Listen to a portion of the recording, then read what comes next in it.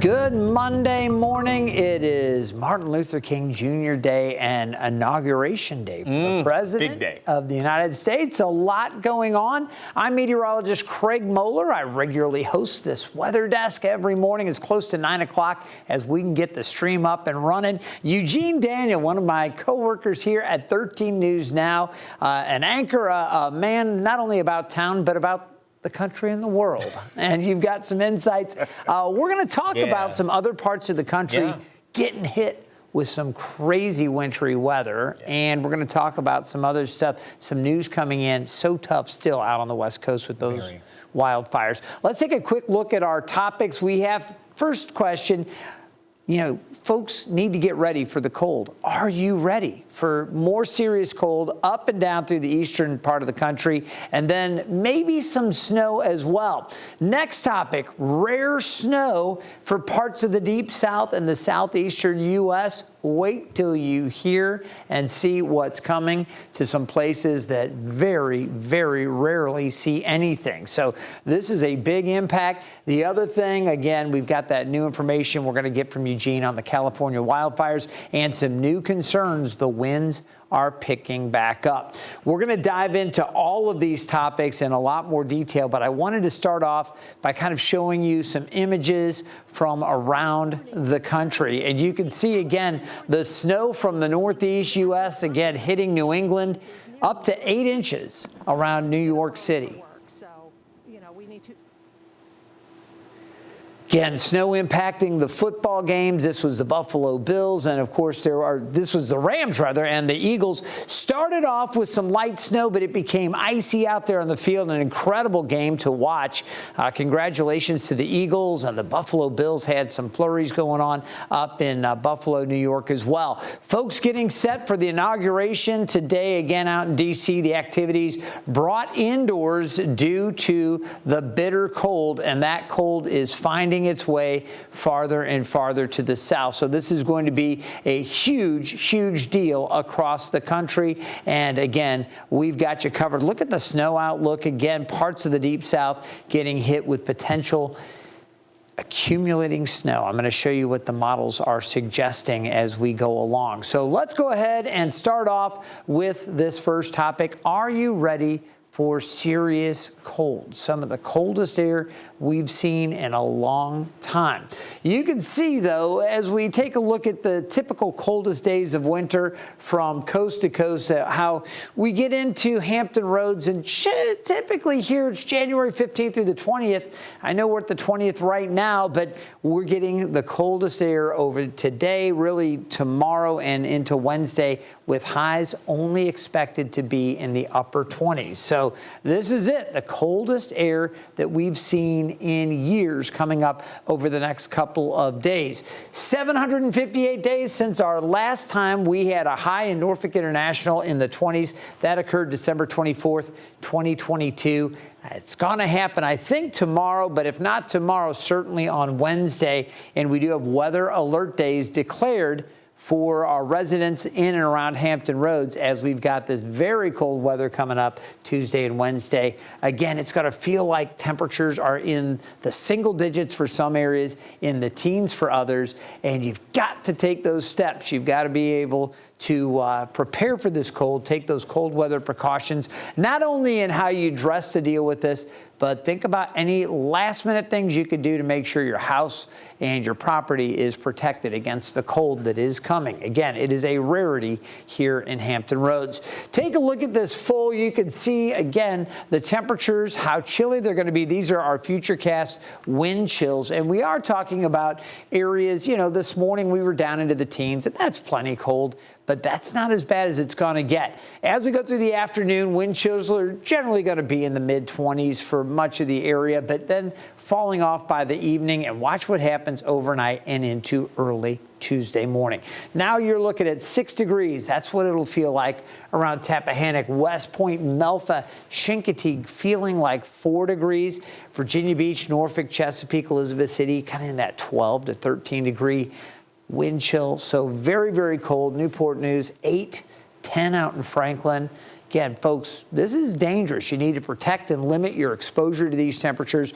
Remember the pets. We always talk about this, but I think about those areas that maybe there's some homeless people that need shelter. I know there'll be some shelters open and some different things to help protect those vulnerable to the cold. But certainly, your pets, your neighbors, you want to make sure everybody's got good working heat and a warm place to make it through these next couple of days. All right, as we go through the day on Tuesday, it stays cold during the day, but here we go into early Wednesday, another round of bitter cold. Richmond, 2 degrees, 0 at Tappahannock, 12 in Newport News, and 8 what it should feel like around Chincoteague and Melfa. So really cold across the south side. Generally, it'll feel like it's in the low teens, 12 in Norfolk, and it'll feel like it's in the teens all the way down through the Outer Banks. And Wednesday morning, not only are we looking at really cold conditions, but we have the potential for some snow, and that snow may actually stick around. So get ready for that. We'll be talking about it. Now, as we take a look at the temperatures across the region, this is not just unique, this cold air to Hampton Roads. We mentioned the colder conditions up to the north. Again, I want you to take a good look at this map as I switch over from our actual air temperatures to the wind chills. You can see how cold it is, specifically up around Dover, 15. It's 15 in Charlottesville and 15 in Washington, D.C. And that brings us to this next thing I want to share with you. In just a few hours, President-elect Donald Trump is set to be sworn in, this time inside the Capitol Rotunda. The inauguration was moved inside due to the frigid temperatures in D.C. Supporters who made the trip to the Capitol will get to watch the ceremony from inside the Capital One Arena. Temperatures are not expected to feel warmer than the teens all day today. Tonight, citing an Arctic blast sweeping the country, President-elect Donald Trump announcing he's moving Monday's inauguration indoors. I don't want to see people hurt or injured in any way, Trump writing on Truth Social. Therefore, I have ordered the inauguration address, in addition to prayers and other speeches, to be delivered in the United States Capitol Rotunda. Workers now already hard at work building the new stage. The last indoor inauguration, 40 years ago in 1985. So help me God. Congratulations, sir. The temperature then, just 7 degrees, as Ronald Reagan was sworn into his second term in the Rotunda. Congratulations, Mr. President. The coldest inauguration since then, 2009, when Barack Obama stood outside to take the oath in 28-degree weather. Monday's forecast high for Washington is 23 degrees. Tonight, a rush to reimagine the day's festivities. While the massive outdoor platform could seat more than 1,000, the Rotunda will only be able to hold several hundred guests. Tonight, the Joint Congressional Inaugural Committee acknowledging the vast majority of ticketed guests will not be able to attend the ceremonies in person. Among those who will be allowed in, people with tickets for the presidential platform and members of Congress. Another major change, there will no longer be an inaugural parade down Pennsylvania Avenue. Instead, after his swearing in, Trump will travel to the nearby Capital One Arena to hold a celebration event there. This will be a very beautiful experience for all, promises the president-elect. Everyone will be safe. Everyone will be happy. I know that's got to be frustrating for folks that were ticketed and ready to go see it outdoors, but as you just have seen and heard, with it being so dangerously cold, it's a good call to not expose people to those elements. So some modifications there, but safety in mind, and that's a good thing. We take a look at the temperatures so far across the month of January, with the exception of 3 days. It has been below average every single day in Norfolk, and it is continuing to be below average today, tomorrow, really pretty much through the rest of the week. By the weekend, we will see a warming trend, so we have that to look forward to. A little bit of rain on Sunday, not a lot. Will be dry today, but there's another chance for snow Tuesday night into Wednesday, and then after that, maybe a couple flurries on Friday. Now, we'll get into a lot more on some some of the weather impacts, but I just wanted to show you again, after these super cold days, we do have a little bit of a warming trend. And when you take a look nationally, temperatures are forecast from the last days of January into the first 3 days of February to start building above normal in the central U.S. and the southeast. We're back close to average in the mid-Atlantic, and then it's still a little bit below normal in the northeast and below normal back in the southwest. So the pattern's starting to change. I wanted to give you that little bit of optimistic news if you are looking forward to the warmer weather, as so many folks here in the eastern half of the country have been dealing with the cold. We're not done yet, but there is light at the end of the tunnel. All right, our next topic brings us to rare snow potential for parts of the U.S. that don't really see it, not very often anyway. And we're going to start off by examining some of these areas that are likely to see snow that rarely get it. My colleague Hunter Forst has a look at the places that should see some snow. Every year, most of us can see their first snowfall anywhere from early November way up north to January or February further south. But what about the places that rarely see snow, like the Gulf Coast? Has it actually ever snowed in these places? It certainly doesn't happen very often, but it has. Take Brownsville, Texas, for example, where their average temperature in the winter is in the low 70s. But back in December of 2017, they saw 1/3 of an inch of snow and 1.5 inches of snow on Christmas Day way back in 2004. But before that, they hadn't seen snow since 1895. Now on to the next city, the Big Easy, New Orleans. Their last measurable snow event happened back in December of 2009 with less than an inch. And the last time they even saw an inch of snow was back in 1963. But their biggest snow event was way back in February of 1895, when they received a little over 8 inches. Now heading further south to Florida, where you usually think of warm weather and palm trees, but not snow. And you'd be right, but back in January of 1977, Tampa, Florida saw 0.2 inches of snow, and there were even flurries way down in South Florida, leaving a trace amount in areas around Miami. But it doesn't stop there. That same system that brought snow to South Florida also brought some flurries to the Bahamas. For 13 News Now, I'm meteorologist Hunter Forst. You know, it's fun to think about those that were vacationing down in the Bahamas thinking, I'm going to get away from the cold and the snow. And then to see some flurries there down in the Bahamas, that is crazy. Really interesting stuff. All right, so we're going to take a look now at what's happening across the country with our temperatures. And I wanted to start with this because Houston, 29 degrees. 31 at this hour in New Orleans. Even Orlando, 45, 19 in Atlanta, 15 at Little Rock. It is very, very cold all the way down into Texas. Think about that. Houston, 29 degrees. So as we take a look at the forecast, what you need to know, the cold air that's in place, look, a little bit of snow starting to break out across parts of North Texas, a little bit up around the Panhandle and into southern Kansas as well. But take a look at this moisture here that's going to start spreading up along the Gulf Coast. We've got the cold air in place. You can see just how far south that jet stream drops and that polar vortex in place with the colder air, you know, spilling south over the southern and eastern parts of the country. So here we go. Moisture starts to increase here, and you'll notice snow showers start to become possible across parts of Texas. It fills in.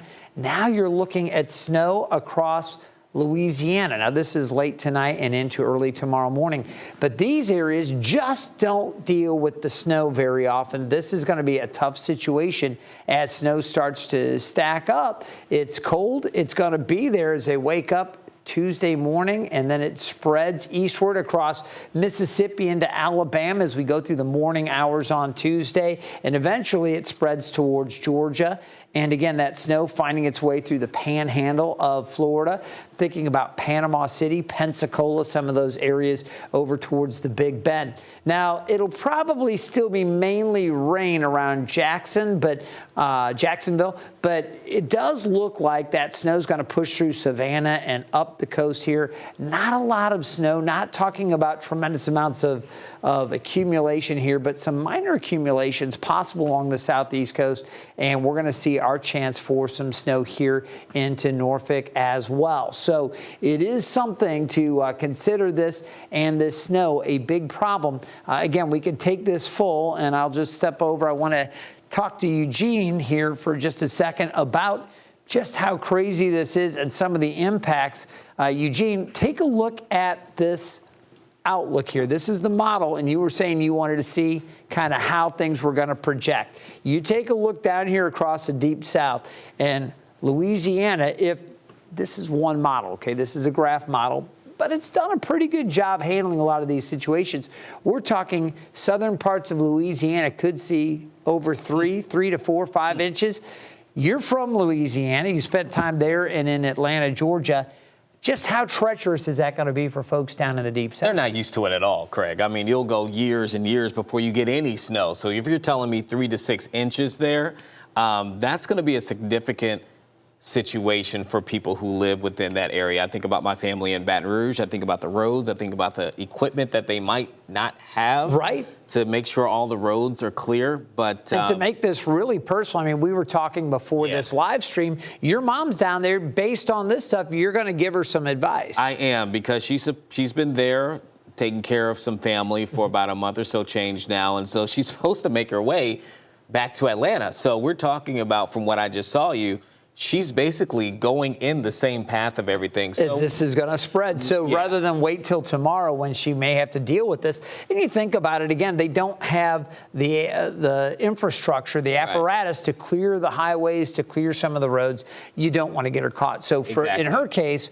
you're going to advise her to get out today. Yeah, or just stay for a few extra days if that's better. If that There's that too. So you can see, Eugene, again, this does spread up. Some of that snowfall, probably more in that 1 to 3 inch range, maybe 3 to 6, some parts there, but then up the coast it will become lighter. I was looking at some of the different forecasts out of Morehead City, the Weather Service here, calling for light amounts here, potentially less than an inch, but you could see some snowfall accumulating even at the coast and along the Outer Banks. For Hampton roads, we've got a chance here as well, and I'm going to dive in and take a much closer look at that as we go.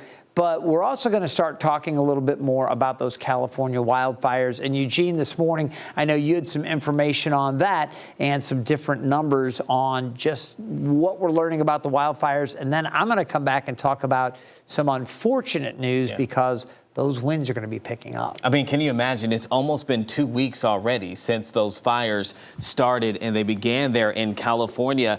And the Palisades and Eaton fires, well, residents are still working to recover from all of that devastation. This week, another round of extreme fire weather is on the way. I know Craig is going to get into all of that. Right now, though, the Palisades fire just over 50% contained, while the Eaton fire just over 80% contained. Combined, though, those fires have destroyed more than 12,000 structures and scorched more than 37,000 acres. And here's what we also know this morning. We know that 27 people have lost their lives during these wildfires. It's just devastating to even think that, right? Firefighters continuing to battle these fires across 45 square miles across Los Angeles County. That's a large, large area. As for residents, 82,000 are under mandatory evacuation orders, and another 90,000 are under evacuation warnings. Right now, California's Governor Gavin Newsom says he is sending out more than 170 fire engines, water tenders, and aircrafts to Southern California. And thousands of people have applied for federal aid, along with FEMA already approving more than $16 million to help those in need. And Craig, we even know that there are groups from here in Hampton Roads who have traveled out to California to provide any kind of help that they can. But again, they're still in for some situations due to the weather out there in California, Craig. Yeah, and it's getting worse, Eugene. Unfortunately, you know, we had a little break. The winds were down quite a bit, and that allowed firefighters to get in there. The air support, what they do with those tankers, those planes that are able to drop large volumes of water on some of those fires, and the helicopters that can operate in the canyons, that's can only happen when the winds are lighter. Now with high pressure just off the northwest U.S. coast and low pressure over the southwest, it's setting up this wind field right there in between that high and low. And as we zoom in and take a closer look, you'll notice the Santa Ana's picking up from the northeast. For a while yesterday and over the weekend, actually, it was, I guess, Friday going into Saturday, we had more of an onshore flow. That also brought the humidity levels up a little bit there. And again, what a blessing that was to help combat and help try to get a little bit of an upper hand on some of those fires. But now with the Santa Ana's kicking back in, those winds are expected to pick up. So I do want to talk to you a little bit about what's going on. You see the areas shaded in purple. Those are areas where we now have high wind warnings once again. And as we've been mentioning, this really impacts huge amounts of areas around LA, Santa Barbara, Ventura. Some of the counties there, 1.3 million impacted under the high wind warning. And again, we're talking about winds that could potentially knock down trees and power lines, and again, continue to fan flames that are going on down south and just out to the east of San Diego, around Riverside and San Diego counties. We have that high wind warning extending about 750,000 people or so affected by that. Other areas shaded in the tan there, those are wind advisories, and that's for East LA. You can see that. So these areas, again, just really dealing with what is a very dangerous situation. Now, in addition to those wind warnings and the wind advisories, we also have the red flag warning. And we had this out before. Again, it's a very scary situation to see these fire weather warnings going up. Again, red flags up, about 2 million people under the fire weather warning.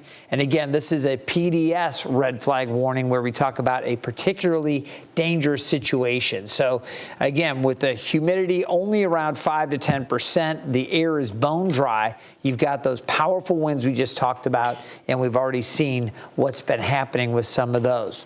All right, we're going to turn our attention back to our snow chances and what we're looking at here in Hampton Roads today. Mostly to partly sunny conditions. Highs today around 35 degrees. So it is chilly today. It's been mostly sunny. It's been a beautiful morning, but we are going to see the skies becoming partly sunny. Here's a heads up. All right, you've got to beat the bitter cold tomorrow and Wednesday, where temperatures are in the upper 20s to near 30. Watch for snow Tuesday night. A great way to do that is by checking back with us when you're away from the television. You can get that forecast online and to your mobile devices with our 13 News Now app. And then we can look forward to a little bit of a warm-up. We'll enjoy a warmer weekend. Not that it's going to be super warm, but temperatures getting back into the 40s and I think 50s late in the weekend. So we do have that to look forward to. You take a look at our 13 News Now mobile app. I mentioned a great way to stay in touch, and you'll notice that chance for snow early Wednesday. I'm going to dive in, talk about snowfall amounts, and we'll time it out for you here locally. Thursday, Friday, Saturday, we should be drier. There is a chance for a few flurries early Friday morning with temperatures in the mid to upper 20s. We could see maybe a little bit, but the models are kind of split on the snowfall or flurry chances there. As I mentioned, Sunday into Monday, we're back up around 50 or low 50s, so a little bump in temps there, and then we don't see another deep freeze coming. It gets a little cooler Tuesday, but we're back in the mid 50s by Wednesday, and the pattern is starting to change here as we look forward to the following week. So after getting through this very cold January, I think a lot of folks are ready. Now, as far as the snow outlook Tuesday night into Wednesday, light snow is going to be possible across most of the area. The greater chances of seeing some accumulation on the ground when we wake up will be south side down across North Carolina. And a lot of times it's the other way around. We expect to see snow for our inland areas and off to the north. In this case, cold air is across the area. The question is going to be how far north and west does the moisture come into the cold air. And it's going to be so bitterly cold in some of these areas to the north and west that the air is not going to be able to hold much moisture. So we're talking about a dry, powdery type of snow that does fall with this next round. And it just may not be moist enough to really even make the ground up here farther north and west. So they're not expecting much there. Generally less than an inch across most of the area, maybe 1 to 2 inches, locally higher amounts, depending on how much moisture comes in. possible once you get down around the Sound or south of the Albemarle. So that's kind of the outlook right now. I'm going to show you one of the models, the NAM model, one that was updating this morning. It was looking pretty interesting as well. I'll have that coming up after I show you the Futurecast. Clear skies today. We do have the cold air in place, but it's going to get even colder. That front came through. So now we deal with temperatures, despite the sunshine, mid-30s today. You see the snow kind of coming through. That's a quick look at the overall track. Now we're going to break it down for you at several key points along the day. Notice a little more cloud cover, partly sunny skies through the afternoon, and then into the evening we clear it back out, mainly clear for many parts of the area. A few kind of bay effect streamers, maybe a couple flurries coming off the bay, certainly a possibility early Tuesday. But for the most part, we should be dry going into Tuesday. Now, later Tuesday and Tuesday night, you start to see some of this snow creeping up from the south. Again, that storm system farther to the south, riding up, throwing some moisture into the cold air. By Tuesday evening, I expect snow showers, or at least flurries, some of these areas here, and then snow showers across parts of Hampton Roads and down to the south. This is not a situation where we need the column of air to get colder. It's going to start as snow, and the snow will fall. As I mentioned, it's going to be a very light, powdery snow, the type where you could pick up a handful and go, and it'll blow away like powder, okay? Past couple of snows we've had have been really moist, kind of you pick up and you can squeeze the water out of it. Really good for packing and snowman making, that type of snow. Won't be like it. This is going to be a light, powdery snow. Pretty to look at and very easy to kind of brush away. If you've got an ice scraper for your car, you wake up, maybe there's a little coating of snow, you should be able to whisk it away very easily with a little broom attached to your ice scraper. So that's what's going on as we get into that. Now, early Wednesday, this is around 12 o'clock, there could be enough here to start adding up on the ground. Again, the ground's going to be very cold and frozen from the chilly air that we have today, tonight, and again tomorrow. So we're going to get something, I think, coating the ground. As we go later in towards sunrise, you'll notice a lot of that pulls away. There could be some still snow showers or bay effect flurries coming off the Chesapeake Bay. So we'll be watching for a little bit of that on Wednesday as well. Should be pretty to see. Again, a light coating, maybe up to an inch or so around here with some more down to the south. As we go later in the week, though, it starts to warm up, and we're going to see the winds shifting around. Now, here's a look at the NAM model. And again, this is just updating, saying maybe an inch in Norfolk, up to 2 inches in Virginia Beach around Elizabeth City. It's actually projecting a little bit more down around Kill Devil Hills. As I mentioned, Morehead City, which handles that zone, that area down to the south, not as bullish here. Keep in mind, these water temperatures are warmer, and that may bring this total down a little bit. But the bottom line is there should be at least a coating on the ground as we wake up early Wednesday around 7 a.m. here. We'll see how things play out. We will, of course, keep you updated. Temperatures today are going to top out mid-30s, upper 30s for inland areas, mostly sunny, becoming partly sunny later this afternoon. Mid-30s for the peninsula, the middle peninsula. Matthews a bit cooler and cooler over to the eastern shore. Down at the Outer Banks, mid-30s, Kill Devil Hills and Manio. Temperatures in the upper 30s to near 40 across most of northeast North Carolina. Tonight's low down around 19 degrees, mainly clear. Again, dangerous cold. Remember your pets. Hopefully you have good working heat where you are, and be very, very careful with these cold temperatures. 29 the high tomorrow. If that's the case, if we stay in the 20s, that'll be the first time since December 24th of 2022. So our streak of 758 days continues today. We'll see. Today we'll be above it, but tomorrow we may end that streak, and Wednesday should be around 28. So really cold. That's why we have our weather alert days for the dangerous cold, and again, a chance for snow early Wednesday morning. Now, Thursday should be drier. Friday, we could see a few more flurries. It's a possibility. And then Saturday and Sunday, we start to warm it up. Mid-40s on Saturday, close to 50 on Sunday. Take a look. Here's where you can find me on social media, Facebook at Craig Moeller, search Instagram at Craig Moeller TV, and on X, you can find me there, formerly Twitter, at 13 Craig Moeller. I hope you've enjoyed this edition of the Weather Desk. Let me remind you, you can download our 13 News Now app, a great way to stay in touch and stay informed as to the weather that's occurring. Just so you know, when you tune into the Weather Desk here on the 13 News Now Plus app, you're going to get the weather. Obviously, a lot of impacts. We focus around Hampton Roads, but also the big stories impacting the country. And that's why we keep going back to the California wildfires. Such a major, major story out there on the West Coast. And we're keeping an eye at these accumulating snows potentially down in the deep south. We'll have more video on that through the day tomorrow with our next edition of the Weather Desk. And we'll talk about some of the other impacts through the middle of the week. And then finally, we'll start having some kind of big picture stories in the coming days as well as we start to pull out of this cold weather pattern and look forward to the warm up. Again, you'll find us here starting around 9 o'clock, as close as we can to 9 o'clock, getting that stream up and running. I want to thank you so much for joining us for this edition of the Weather Desk. Remember to check back with us Mondays through Fridays, and we'll keep you covered.